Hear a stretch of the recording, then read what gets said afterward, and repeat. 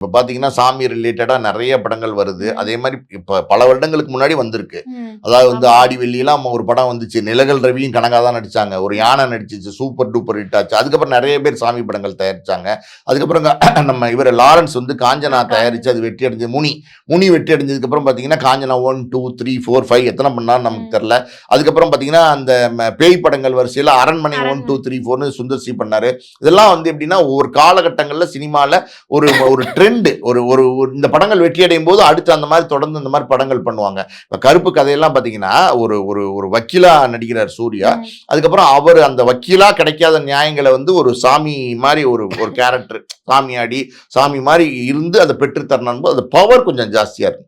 ஒரு சாமியாடி கேரக்டர் போது நீங்க அந்த ட்ரைலர் பாத்தீங்களா ப்ரொமோ, அந்த ப்ரொமோலே பாத்தீங்கன்னா ஒரு பவர்ஃபுல் இருக்கு, பவர் இருக்கு பாருங்க சிவகார்த்திகிட்ட.